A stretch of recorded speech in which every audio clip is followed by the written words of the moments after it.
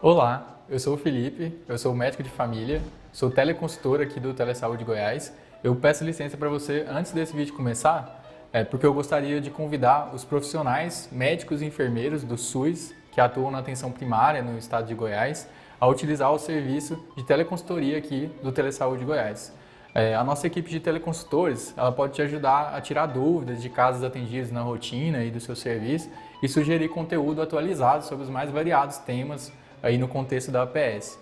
Basta fazer o cadastro no site do Telesaúde Goiás e aguardar a autorização. Depois, solicitar a sua teleconsultoria. Aguardamos vocês!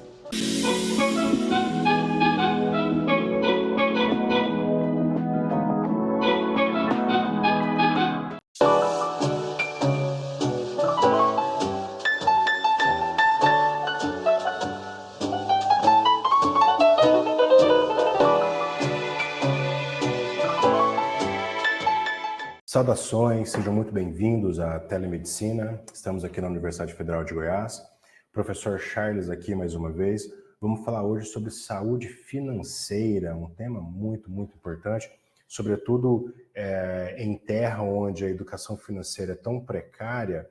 Então esse é um tema transversal, por assim dizer, até porque a gente vai entender ali no meio, para o final da nossa fala, que essa saúde financeira ela vai impactar necessariamente todo esse indivíduo nessa dinâmica integral, holística, impactando a sua capacidade física, impactando a sua saúde mental, emocional.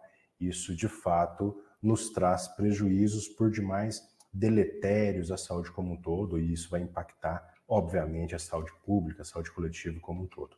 Esse slide aí, ele é bem feliz para essa discussão, porque, de fato, um eletrocardiograma aí, ele vai até lembrar o movimento que o mercado acionário, né, a Bolsa de Valores, provoca ali dentro dessas ações, aumentando e diminuindo seus preços.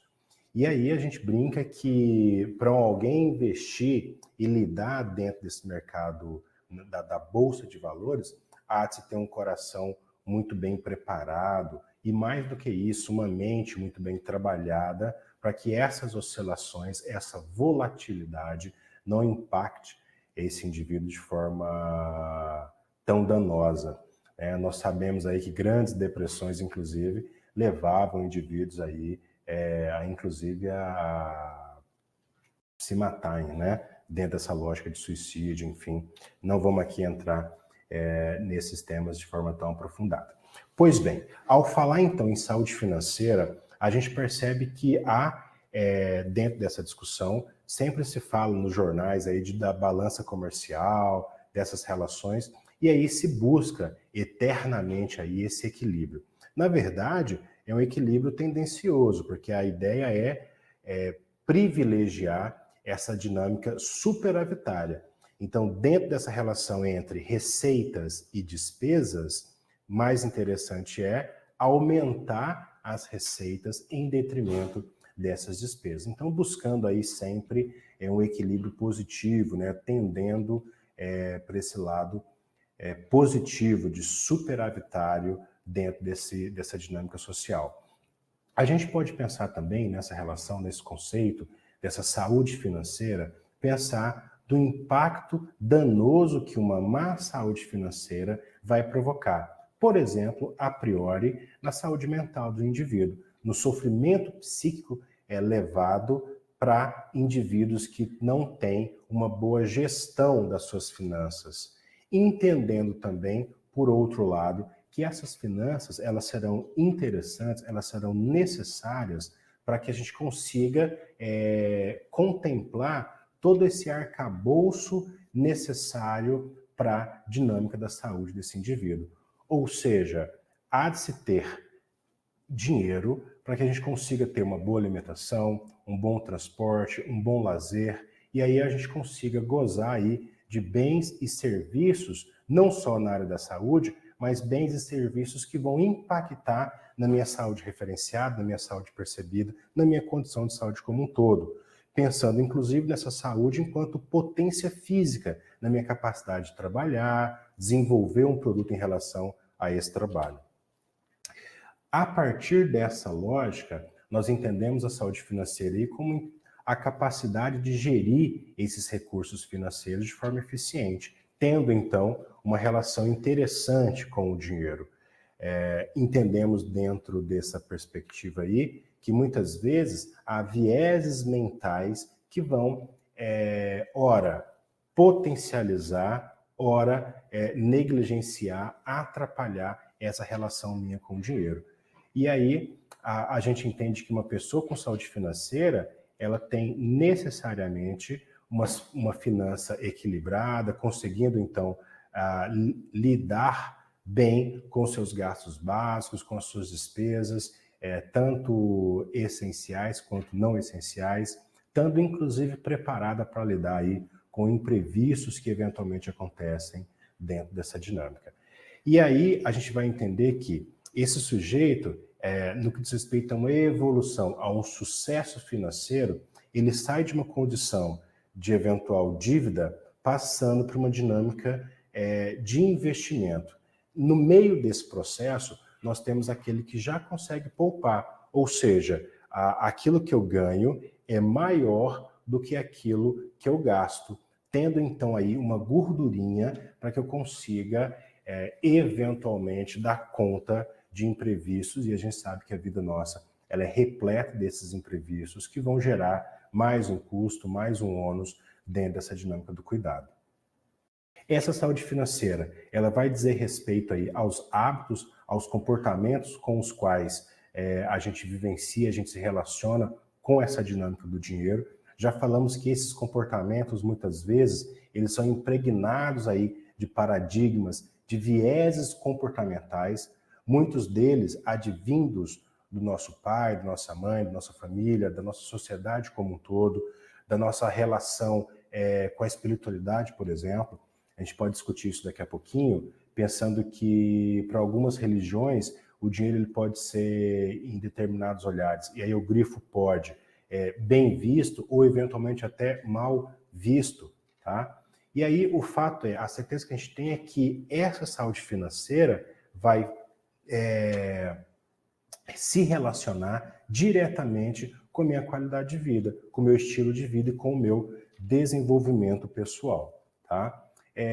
Essa saúde, a partir do financeiro, a gente percebe que essa saúde financeira, essa forma como eu lido com essas finanças, vai impactar, como eu havia dito, na saúde mental, na saúde física, na saúde social, na saúde energética, na saúde espiritual. Quem aqui não já se viu esgotado fisicamente, energeticamente, em função de problemas financeiros, por exemplo? No que diz respeito à espiritualidade, longe de mim querer entrar aqui nessa seara, nessa discussão, mas, por exemplo, literaturas como A Ética Protestante e o Espírito Capitalista, de Karl Marx e Friedrich Engels, ele vai nos pontuar algumas questões interessantes dessa discussão. Como é que uma determinada religião entende essa relação de dinheiro, de grana, de materialidade, tá? Muitas vezes existem aí passagens bíblicas que vão discorrer um pouco sobre isso aí, que eventualmente aquele que tem mais dinheiro é visto de uma determinada forma, enquanto o pobre é visto já de outra forma. Então, sem aqui querer, mais uma vez dizendo isso, entrar no ônus e bônus dessa discussão, mas entender, e para nós tem que estar claro que tanto a pobreza quanto a riqueza, ela pode ser, em um determinado ponto de vista como positivo e como negativo, enquanto um outro ponto de vista vê aquilo que era visto como positivo, vê de forma negativa. A pobreza, muitas vezes, ela já foi enaltecida, tá? Enquanto outros já vão entender ela como algo não interessante, né? Como se eventualmente Deus não gostasse de uma determinada condição, tudo bem? A ideia é perceber, então, como é que esse olhar ele é colocado, como é que ele é pontuado em relação a isso.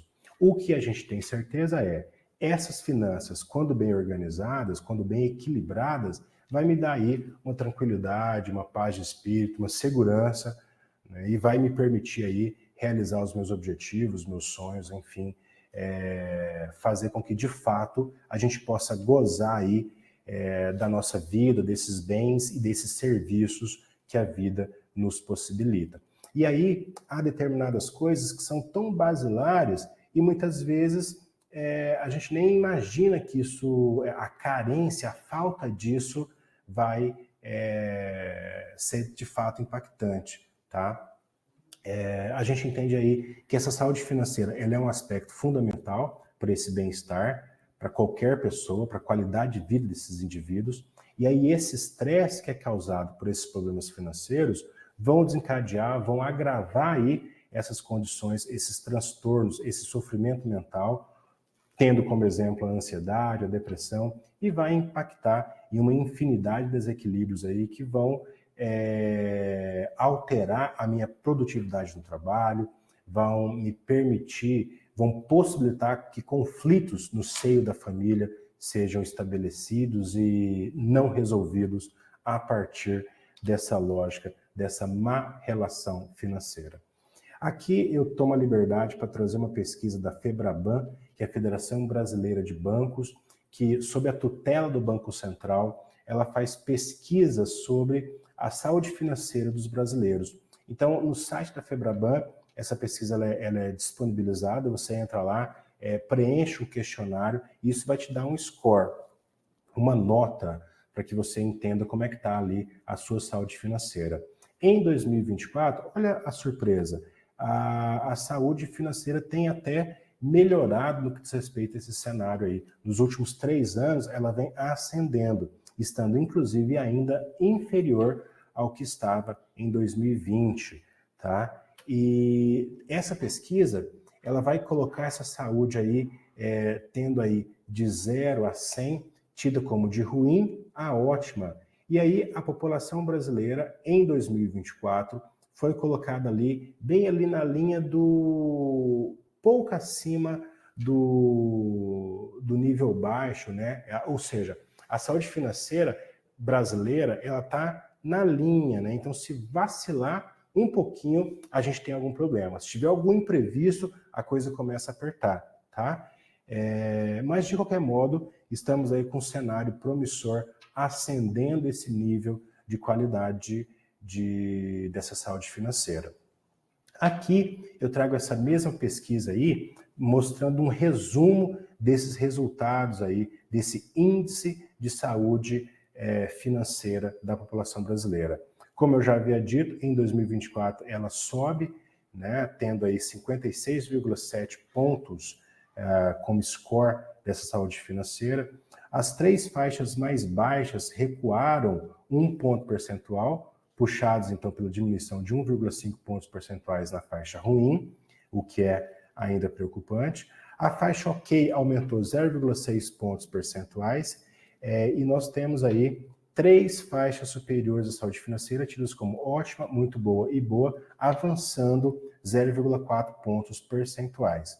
No conjunto, as 3 piores faixas caíram 1 ponto percentual e as faixas fora da zona de risco aumentaram também 1 ponto percentual, aí, indicando a melhora geral dessa saúde da população. Tá?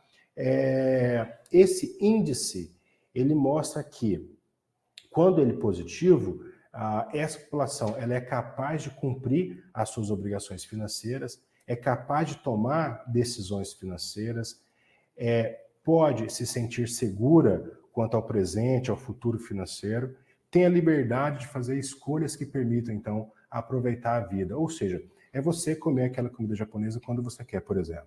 Tá? Isso aí, obviamente, caminha em prol de uma segurança, de uma liberdade financeira, permitindo com que esse indivíduo consiga, como eu já falei aqui algumas vezes, gozar de sua vida, aproveitar a sua vida aí e não viver, o mercado financeiro fala, na roda dos ratos, né? Girando, patinando ali, sem conseguir galgar degraus mais vantajosos dentro desse processo. Aqui eu trago algumas outras pesquisas, essa um pouco anterior, datada aí de 2023, a Confederação Nacional do Comércio coloca que 78,3% das famílias estão endividadas. Uma outra pesquisa sobre endividamento, lá do Serasa, por exemplo, colocou que 83% desses entrevistados vão apresentar insônia causada por essa preocupação com essas dívidas, 74% enfrentam essas dificuldades de concentração nessas tarefas diárias e 83% sentem que essas dívidas vão impactar na sua vida social. Por exemplo, eu posso me privar dessa vida social em função de uma saúde financeira inadequada. E aí, com esses dados, a gente já começa a ficar claro, então, esse impacto, essa relação da vida financeira com a saúde global, geral, holística desses indivíduos. Uma outra relação muito próxima, muito clara, é a relação entre finanças, essa capacidade que esse indivíduo tem de lidar com essas relações monetárias, com a saúde mental. E aí nós temos uma pesquisa do Money and Mental Health Policy Institute, que é o Instituto de Dinheiro e Saúde Mental, datada aí de 2022, um pouco mais antiga, que essa pesquisa em específico comprova a relação intrínseca entre saúde financeira e saúde mental. Esse estudo mostrou que as pessoas que têm uma saúde emocional abalada, dessas pessoas, 93% gastam mais do que o normal. 92% dessas pessoas acham mais difícil tomar decisões financeiras. E aí a consequência disso é que essas pessoas se tornam cada vez mais procrastinadoras, tendo, a partir dessa forma de lidar com as coisas, adiando, então, o pagamento das suas contas, se tornando, então, inadimplentes, fazendo com que a bola de neve de problemas, das taxas e tudo mais, aumente, tornando, então, a sua vida financeira cada vez mais complicada. E à medida que essas pessoas entendem que esses problemas financeiros existem, elas tomam consciência disso, até porque muitos vivenciam esses problemas, mas ainda de forma um tanto quanto inconsciente, enfim, não percebem isso com a importância que lhe é própria. E aí, à medida que elas percebem isso, obviamente, essa saúde mental fica cada vez mais abalada, gerando cada vez mais problemas em relação a isso. Falando então desses problemas, essa má saúde financeira vai dar claramente um adoecimento, um sofrimento psicoemocional. Aqui eu tomei a liberdade de trazer alguns temas do professor Christian Dunker, um psicanalista da Universidade de São Paulo, da USP, e ele vai lidar ali dentro da visão da psicanálise, trazendo alguns teóricos como Lacan, por exemplo, entre outros, temas que vão referenciar, que vão dar as bases conceituais aí desse adoecimento, desse sofrimento mental, a partir dessas relações dadas pela saúde financeira, por essas questões monetárias, essas questões relacionadas ao trabalho, à renda, ao acesso dessas pessoas. Alguns desses temas estão ligados, por exemplo, à perversidade do capitalismo. O professor Christian ele vai até relatar que esse foi um ato falho do Lacan, né? Ainda que ele vá constatar ali nos seus textos que, de fato, as relações mediadas pelo capitalismo, elas têm, de fato, uma relação não tão simétrica, e aí, de fato, existe uma certa perversidade em relação a isso. Em outros temas, ele vai comentar sobre o neoliberalismo, e aí como é que essa nova roupagem vai dar conta desses sofrimentos, desses processos como um todo, citando, inclusive, o sofrimento borderline, né? Borderline ali fora das fronteiras, fora da margem, né? Então, o sujeito que está aí se posicionado em extremos, por exemplo. A gente fica muito claro para a gente que essa saúde financeira, quando não bem equilibrada, quando não bem equacionada, vai privar esse sujeito de relações, do acesso a bens, a serviços, enfim. E essas privações vão fatalmente impactar na vida, na capacidade física, na capacidade funcional, na capacidade de produzir desses sujeitos. E aí, à medida que a gente entende essas relações, entende a gênese desse sofrimento, desses problemas, a gente consegue ser, pelo menos, mais resilientes entendendo mais esses problemas, eu consigo operar melhor, resistir melhor a essas dificuldades aí, tentando ter resultados mais produtivos, mais prósperos dessas relações, dessas trocas. Bem, aqui algumas dicas para essa saúde financeira, o que a gente pode pensar para melhorar essa relação. Ter uma fonte de renda, óbvio, claro, mas na verdade a ideia é aumentar isso. Se fala inclusive na necessidade de se ter múltiplas fontes de renda. Eu brinco quando falo sobre esse conceito que eu, como professor, desde sempre, muito claramente entendi isso, porque o professor, sobretudo aquele professor início de carreira, de níveis menores de educação, por exemplo, né? Um professor tem que dar aula em 2, 3, 4 lugares, 1, 2, 3 turnos, por exemplo, para ter um salário interessante, né? Mas isso ainda não classifica as múltiplas fontes de renda, até porque não houve muito bem uma diversificação. Quando a gente fala de múltiplas fontes de renda, é a ideia de ter rendas vindas de várias relações diferentes. Por exemplo, você que é profissional da saúde, que tem, por exemplo, uma casa, um apartamento de aluguel, e esse aluguel já te dá uma renda passiva. E aí, obviamente, temos essa renda passiva como exemplo máximo desse benefício, né, dessa oportunidade de me dar uma tranquilidade financeira mais significativa. Dentro dessa renda passiva no mercado financeiro, a gente vai pensar ali nos dividendos oriundos aí das ações, dos vários produtos financeiros que vão me garantir aí essa relativa tranquilidade financeira. Uma outra coisa muito importante é o sujeito analisar e controlar essas receitas e essas despesas de forma sistematizada, de forma regular, essa organização. Né? Muita gente adora usar algumas planilhas, eventualmente eu oriento aos meus aos sujeitos que utilizam o meu trabalho enquanto consultor financeiro para que tomem nota desses gastos, muitas vezes até no papel mesmo, né? A gente tem app que faz isso no celular, temos planilhas que fazem isso, sistemas de inteligência que, por intermédio do Open Bank, já mostra ali o que eu estou gastando, o que eu estou fazendo, mas enfim, Open Finance, né?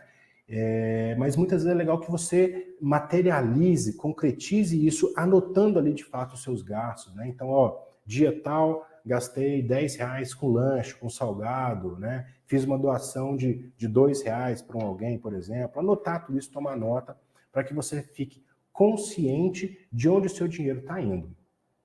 A partir dessa consciência, fica até mais fácil você começar a gastar menos do que você ganha, porque você vai saber ali de fato o que você está gastando, né?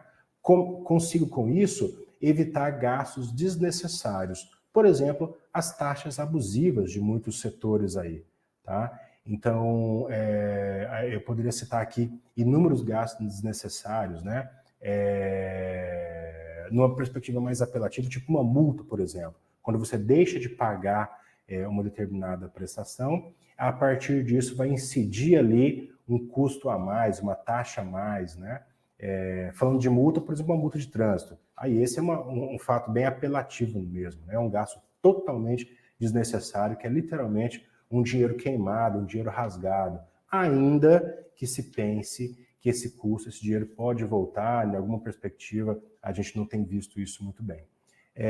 Falei, inclusive, em pagar as contas em dia para que se evite esse custo, esse gasto desnecessário com uma multa, com uma taxa além. Você pode, inclusive, automatizar essas contas, colocando ali em débito em conta, ou para aquele que fez aquela planilha anterior, que a gente havia citado ali no que diz respeito à sua organização, ao seu planejamento financeiro, essa planilha vai te dar os dias ali que as suas contas vencem, para que você não perca eventualmente um dia desse por esquecimento, tá? Obviamente, à medida que você vai caminhando para um maior sucesso financeiro, você começa a poupar e investir parte desse dinheiro todo mês, e a ideia, inclusive, é diversificar esse investimento. É muito comum aquela fala de você não colocar todos os ovos numa mesma cesta, enfim, diversificar entre produtos financeiros para que você tenha melhores rentabilidades, um menor risco, trabalhando também a liquidez desses investimentos aí. Fazer planos de curto, médio e longo prazo. Já falamos das planilhas que a gente utiliza. A partir dessas planilhas, desse planejamento, eu já começo a pensar na minha vida dentro de um cenário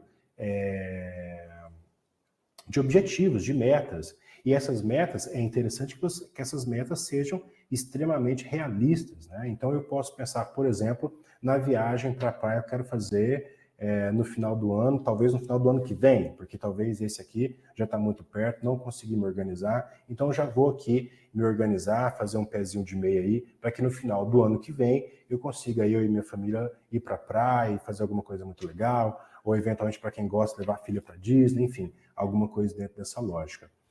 Um outro ponto muito importante é a relação do dinheiro trabalhando para você. E a gente sabe que o dinheiro faz dinheiro, isso é uma fala comum, recorrente. E aí, à medida que esse dinheiro começa a trabalhar para você, gerando essa renda passiva, isso começa a ficar mais interessante, começa a ficar uma dinâmica inteligente, tá? Em oposição a isso, evitar compras parceladas com juros altos. Nessa lógica, o dinheiro vai estar trabalhando para um outro alguém, que é para o banco, para essa taxa que vai ali impactar negativamente as minhas finanças. Ter uma reserva de emergência, muito, muito importante isso, sobretudo para profissionais autônomos, por exemplo, que não tem uma segurança ali, né, um rendimento não muito certo, né, instável. Essa reserva de emergência ela é importantíssima. Alguns teóricos falam que uma reserva de emergência tem que ter 3, eventualmente 6, para alguns profissionais até 12 meses do seu custo de vida. Então você vai pensar assim, poxa, quanto que eu gasto para sobreviver, para viver em um mês? Então você vai fazer ali as suas contas e vai perceber que no mês você gasta ali entre gastos fixos, essenciais e não essenciais, você gasta ali, sei lá, R$ 1.000, R$ 2.000, R$ 5.000, R$ 10.000. Então, se porventura você gasta R$ 10.000, essa reserva de emergência sua tem que ter pelo menos 3 meses. Então, são R$ 30.000 guardados em um local com extrema segurança, que você não vai perder esse dinheiro, então você não vai apostar numa bet um dinheiro desse, entendeu? Não vai investir em ações, por exemplo, que podem ser voláteis, né? Ela pode tanto subir como pode descer, cair o seu preço. Então você vai guardar num lugar que garanta o seu rendimento, por exemplo, na renda fixa, e tenha uma liquidez a menor possível, talvez uma liquidez diária, que caso você precise desse dinheiro hoje, agora, você já consegue retirar esse dinheiro ali. Obviamente, tendo uma liquidez diária, tendo uma segurança, um risco bem trabalhado, obviamente você abre mão de uma rentabilidade muito grande. Então vai ser um dinheiro ali que vai render de forma básica, tá? Claro que tendo você uma boa consultoria, uma boa educação financeira, você vai saber ali de alguns produtos financeiros que vão render ali pelo menos 1,5 vezes acima da poupança, tá? A poupança não é de fato um bom produto financeiro. Já é uma relação interessante para se começar, mas de fato não é um bom produto financeiro. Você consegue coisas tão seguras ou mais que rendem um nível, uma quantidade maior de dinheiro para você, para que você consiga aplicar aí dentro de uma reserva de emergência. A exemplo, um CDB, né, um título bancário, por exemplo, que vai te render alguma coisa próxima ou até superior à Selic, que é a taxa básica de juros do Brasil. A gente vai usualmente chamar ela aí do CDI, né, que é um primo dessa taxa, da taxa Selic, tá? Dentro dessa lógica, é importante que você consiga se precaver desses imprevistos. A reserva de emergência, ela dá conta dessa precaução, tá? Bem como a necessidade de você manter aí o seu plano de saúde, o seu seguro, tanto do carro quanto de vida, do cartão, enfim, um plano de aposentadoria, isso é dos mais importantes, né? E aí isso vai te auxiliar a transitar por esses processos aí, sem que você perca a sua saúde mental, o seu equilíbrio psíquico e físico em função de uma saúde financeira disfuncional, tá? Uma outra dica muito legal, e essa foi tirada daquele livro O Jeito Harvard de Ser Feliz, é você ser remunerado por algo que você gosta de fazer. Eles vão dizer lá nesse livro que a felicidade ela vem antes do sucesso. Então, antes que você seja de fato bem remunerado com esse serviço, muito frequentemente você se dá bem com essa prática, com esse cuidado, né, com esse serviço, com essa atuação. Então você faz aquilo que você gosta, aí acaba que você faz bem, por gostar, por fazer bem, você acaba sendo bem remunerado por isso. E aí eu sempre disse para os meus acadêmicos, por exemplo, faça com amor, faça bem feito, porque é assim que você aprendeu, é assim que tem que fazer. E aí, ao fazer a coisa bem feita, com amor, você fatalmente é bem visto e é reconhecido em função disso, tá? E aí, como diz o castelhano, né, o espanhol, ojalá, tomara a Deus, né, queira que a gente seja bem remunerado em função disso. Se bem que nós sabemos que a remuneração em si, ela não vai ser o melhor descritor desse sucesso dessa ação. E, eventualmente, aquele que é melhor remunerado, pode não ser, de fato, aquele que melhor faz esse processo. Mas aí já é uma outra discussão, a gente comenta sobre isso num outro momento, tá? Bem, aí para fixar, para melhor entender essas dicas dessas relações financeiras, vamos falar em oposição a isso, hábitos ruins, que são, na verdade, a negação daquelas dicas, daqueles hábitos interessantes para a nossa melhor saúde financeira, né? Então, só para fixar aqui mesmo, a gente até repete algumas coisas dentro dessa lógica. Então, por exemplo, não ter a ciência, não saber quanto ganha, né, o líquido desse processo, né, extraído ali das taxas, da inflação, por exemplo, tá? Você que deixa dinheiro parado, por exemplo, dinheiro embaixo do colchão, dinheiro na carteira, né? A gente sabe que o dinheiro ele tem valor no tempo. Então, R$100 hoje é diferente de R$100 o ano passado. É diferente de R$100 no ano retrasado, por exemplo. E fatalmente será diferente de R$100 daqui a um ano, daqui a 2 anos, daqui a 3 anos. Eu lembro, por exemplo, não sei se você lembra disso, que R$100 você ia no mercado, poxa, você voltava com sacolas, né? Hoje, R$100 no mercado, com o perdão da brincadeira, pode ser que ele nem deixe você entrar lá no mercado com R$100. Desculpa que a brincadeira é apelativa, mas é um pouco disso e você vivencia isso na sua vida real, na sua vida concreta, tá? Então, essa ciência é muito importante. O que você ganha? O que te sobra disso? Né? Bem como você não ter essa ciência daquilo que você gasta. Então, eu tenho clientes, por exemplo, que falam assim, Charles, eu ganho 10 mil, eu ganho 20 mil, mas não sei para onde que esse dinheiro foi, tá? Então, não sei o que aconteceu. Ele literalmente escorreu pelas minhas mãos. Eu não tenho, de fato, a ciência do que eu estou fazendo com a minha grana. Isso é importante, tá? Outro hábito ruim, achar que cartão de crédito é uma extensão do seu salário, tá? Então, usar os limites de cheque especial, de cartão de crédito, isso é, de fato, terrível. Cartão de crédito, inclusive, não é necessariamente algo ruim. Muito pelo contrário. Se você souber usar, ele pode ser super interessante e pode, inclusive, ser uma fonte de renda, né? Porque você pode ter aí, hoje já está na moda falar dos cashbacks, então alguma coisa volta para você. Então isso é muito interessante. Saiba utilizar com inteligência, né? Sobretudo com inteligência financeira. Outro hábito ruim, não aceitar abrir mão do conforto e de hábitos de consumo que vai me permitir sobrar algum dinheiro. Né? Então, muitas pessoas têm um estilo de vida incompatível com a sua renda. Tá?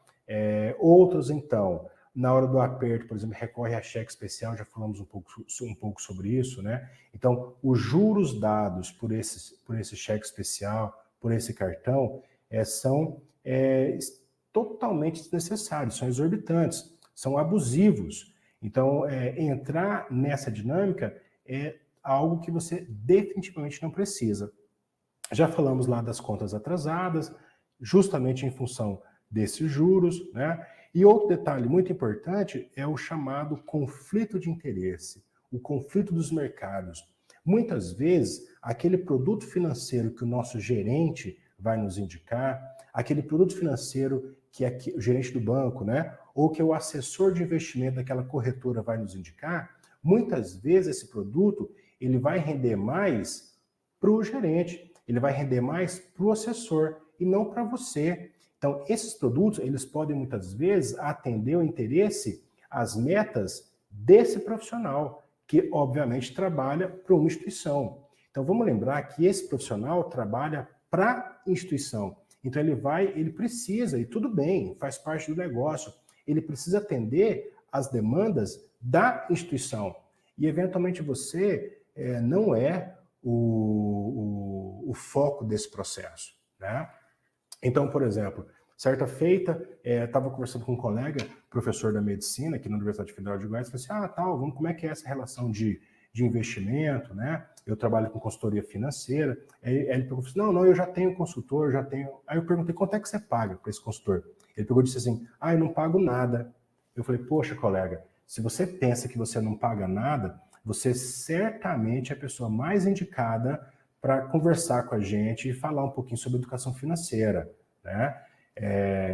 Sempre se paga, você sabe disso, tá? E aí, eventualmente, não existia, ou não existe, isso está mudando, com algumas regulamentações do Banco Central, da Comissão de Valores Monetários, a CVM, e aí essas regulamentações vão dar, agora cada vez mais, transparência a essas taxas. Muita gente paga as taxas, mas não sabe, acha até que não está pagando, né? É igual quando você divide uma compra que você faz, você divide no cartão. Ele fala assim, é sem juros.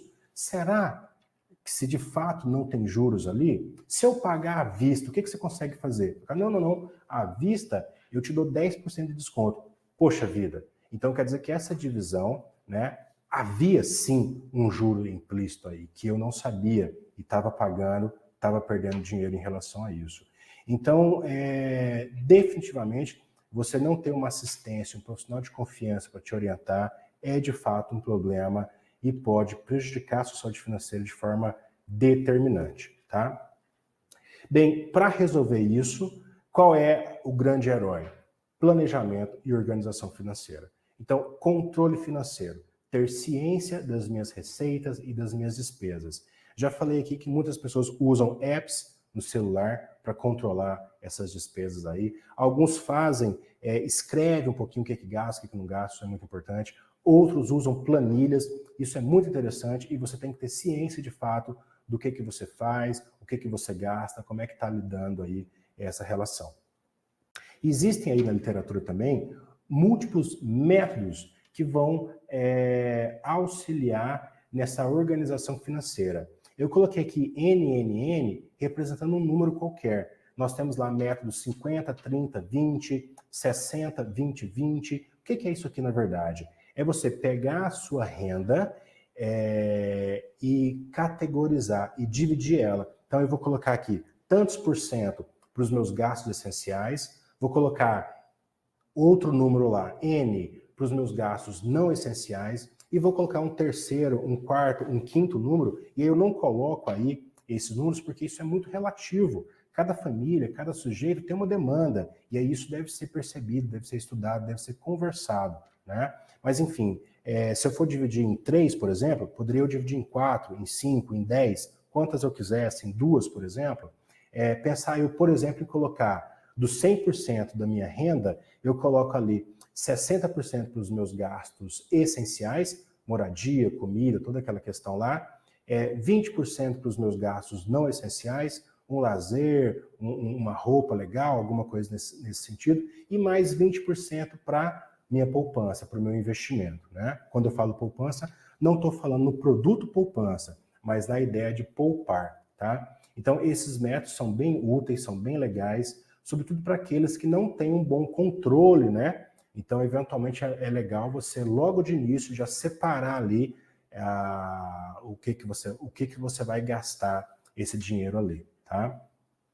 Uma outra técnica muito interessante, é muito descrita nesses livros aí que esses coaches da vida utilizam aí, que é o Pay Yourself First, que é se pague primeiro, né? Então você recebeu sua grana lá, já separa um pouquinho para aquilo que você quer, para o seu objetivo. Seja para o seu divertimento, para a sua viagem, para o seu lazer, ou pensando na sua aposentadoria, para que os juros compostos, juros sobre juros, você vai montando uma bola de neve para o seu bem, né? Que você possa ali, ao final da sua vida, usufruir, né? E como eu já havia dito anteriormente, gozar dessas várias relações. Então, Pay Yourself First é uma dinâmica muito legal, recomendo que vocês utilizem aí. Aí alguns utilizam, por exemplo, eu lembro de uma cliente que falou assim, olha, eu estou separando 10%, então eu ganho, tudo que eu ganho, eu já pego 10%, guardo para aquela meta, para aquele objetivo que a gente trabalhou ali, tá? Uma outra metodologia muito interessante é o chamado Goal-Based Investment, né, ou Investing, que são os investimentos baseados em metas. Tá? Então, o que a gente faz ali? Ao fazer um planejamento financeiro, você orienta determinados investimentos com fins específicos. Tá? Então, por exemplo, lá nos Estados Unidos é muito comum a criança nascer, o vô, a avó, o padrinho, a madrinha, coisa e tal, já lá dá uma ação para essa criança, uma ação da Bolsa de Valores, né? Então, eu comprei aqui, antigamente aqui a gente fazia a nossa poupançazinha, né, por exemplo, né? Então já faz ali uma poupança para viagem, para universidade, para escola, para o carro, enfim, para aquilo que você queira estabelecer como objetivo, né? O que a gente faz muitas vezes são direcionar esses recebíveis, né? Então eu recebo ali o meu salário, o meu dividendo e já vou guardando essas partes específicas ali, tal como aquela metodologia que eu falei lá anteriormente, né? Então eu já separo algumas partes desse meu ordenado aqui para um dado objetivo, para um dado cenário específico, tá? Bem, sobre endividamento, os principais motivos, né, as principais causas, alto custo de vida, falta de planejamento financeiro, juros abusivos, juros altos e, obviamente, ausência de educação financeira. A educação é, de fato, um bem dos mais importantes para a gente. Uma boa educação vai te permitir transitar nesse cenário todo de forma mais equilibrada, tá? Bem, como apontamento, aqui a gente coloca que a educação e planejamento financeiro, ela deve ser utilizada como ferramenta de autocuidado. Então, à medida que eu me educo, que eu me planejo financeiramente, eu estou cuidando de mim, estou cuidando da minha casa, estou cuidando da minha vida, das minhas relações, estou pensando no meu filho, por exemplo, né, nos meus filhos, enfim, né, na minha mãe, em quem quer que você queira pensar, nessa dinâmica do cuidar-se, tá? Então, você sabe disso, para se cuidar, você precisa se educar, enfim, né? Pois bem, no que diz respeito ao sucesso financeiro, esse indivíduo ele galga esses degraus. Ele sai de uma condição deficitária, né? Então, ou seja, ele está devendo dinheiro, tá? Começa a equilibrar essa relação, equilibrando dívidas com as receitas, e aí muitas vezes a dívida, sobretudo uma dinâmica empresarial, ela não é ruim necessariamente, né? Mas ela tem que ser feita de forma inteligente. A gente está falando numa perspectiva mais pessoa física, tá? E aí a gente entende que muitas vezes essas dívidas elas devem ser trocadas. Então eu posso trocar dívidas com taxas diferentes. Tem gente que, eu posso pegar um empréstimo para pagar outro? Até pode, desde que esse empréstimo segundo, ele tem uma taxa menor, inferior a esse empréstimo primeiro, aí eu consiga tirar, por assim dizer, essa corda do pescoço. À medida que eu saio dessa condição de devedor e galgo para uma condição já mais equilibrada, que eu consigo poupar alguma coisa, ter ali uma gordurinha para um eventual imprevisto, a dinâmica terciária aí, no nível mais elevado, é já começar a investir essa grana para que esse dinheiro que eu já consegui poupar comece a trabalhar para mim, comece a trabalhar para nós dentro dessa lógica dos juros compostos, né? Os juros compostos, você vai lembrar, Eu uso muito a pandemia para exemplificar os juros compostos. Você lembra aquele grande medo do Covid? Era, a coisa começava, aí aumentando, aumentando, aumentando, e de repente o medo era dele ascender vertiginosamente, né? Esse é o juros sobre juros, tá? Então, à medida que a coisa vai, por exemplo, dobrando, daqui a pouquinho, lá no final, há uma ascensão muito significativa. Então, nessa lógica, a gente entende que, para o bom investidor, para o bom poupador, o tempo ele é nosso amigo, tá? Grande parte dos grandes milionários do mundo, eles foram milionários aí, ou bilionários, na verdade, ali já na sua vida em período mais tardio, né? Já no seu envelhecimento, tá? Isso é coisa da modernidade, essas pessoas muito jovens já ganhando uma quantia muito grande de dinheiro, é uma outra questão que a gente vai falar aí, né? Mas no que diz respeito à construção desse patrimônio, é algo sempre processual, tá? Pois bem, essa trilha do sucesso, então, a ideia é definir as metas, tá? E começar. O melhor momento foi ontem, mas na ausência do ontem, hoje é o presente, é tudo que a gente tem, então comece, tá? Atenção ao orçamento, uso consciente do crédito, gerenciamento dessas dívidas, aprender a poupar, investir e planejar, tá? E aí isso tem que ser colocado em casa. Educação financeira é um assunto de família, tem que ser conversado, tem que ser trabalhado, né? As pessoas todas têm que entender esse processo, como é que isso tudo acontece, tá? Como é que eu coloco essa educação financeira em prática? Aí nós temos alguns princípios para esse controle, né? Aqui, só para resumir, só para lembrar, já trago de novo alguns conceitos, só para fixar mesmo, e a gente consiga operar isso de forma mais inteligente, né? Saber quanto dinheiro entra por mês, conhecer ali, de fato, as minhas finanças, anotar, eventualmente, esses gastos, né? Para que eu consiga visualizar, entender como é que está entrando, como é que está sendo esse dinheiro, entender as minhas principais despesas e como é que eu posso, eventualmente, cortar algumas dessas despesas, reduzir algumas dessas despesas ou substituir algumas dessas também, tá? Veja quanto dá para separar todo mês, para eu já começar a colocar ali numa reserva de emergência. Pensa ali, eventualmente, 5% da sua renda, 10% da sua renda, por exemplo, né? E antes de utilizar qualquer serviço ou produto financeiro, buscar aí saber como é que ele funciona, entender esse produto financeiro, né? Não vai entrar em qualquer golpe financeiro, por exemplo, qualquer pirâmide financeira. Então estude, avalie, mensure, né? Perceba a idoneidade disso aí, para que você possa, de fato, investir o seu tão suado dinheiro, tá? Ainda dentro dessas revisões, né, dessa recordação disso, como é que eu mantenho, então, uma saúde financeira bacana, né? Quais são, então, os melhores hábitos para isso, né? Controle das despesas, planejamento dos gastos, poupança, guardar esse dinheiro, evitar desperdício, não comprar por impulso, não gastar mais do que você ganha, né? A balança financeira, isso. É igual quem quer ou aumentar massa corporal ou eventualmente perder peso, né? É uma balança. Tem que entender aquilo que você ganha e o que você perde, tá? E, obviamente, estudar sempre essa saúde financeira, tudo bem? Olha só, finalizamos aqui. Essa é uma aula gravada. Desejo a você uma vida longa e próspera. Fico aqui aberto a questionamentos, a ponderações, a opiniões, a perguntas que nos chegam aqui na telemedicina, na telesaúde da Universidade Federal de Goiás. Ficamos aí eternamente à disposição, tudo bem? Sucesso, saúde, prosperidade. Fiquem bem. Um grande abraço.